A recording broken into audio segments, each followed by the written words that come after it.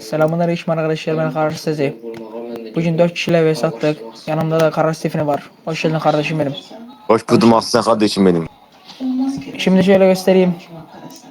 İş olarak bu videolarda adamı kaydetlediler, tamam mı? Bu verimliliğine bir öldü video.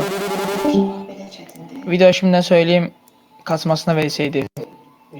Bakın burada yeşili gidiyor.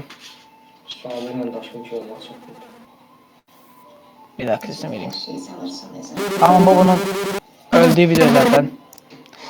Sonra gelelim şeye. Kaydatçı yeri de göster. Bu Loves'in öldüğü video. Bu Love'nin dünkü vs öldüğü video.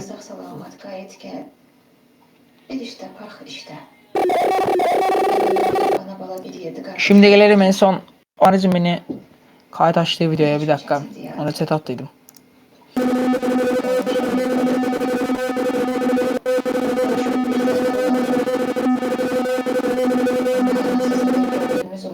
Bakın gördüğünüz gibi adam sadece nefes falan alamıyor. Sadece tutuyor adamı.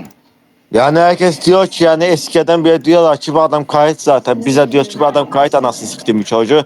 İhtiyar gibi zaten kayıt attık. Başka çaresi yok, amına oğlum bu çocuğu. Sana kırağın gelse bizi alamaz lan. Bayet orospu bu çocuğu. No name orospu bu çocuğu. Hadi kapatıyorum videoyu, Allah'a emanet. Allah'a emanet.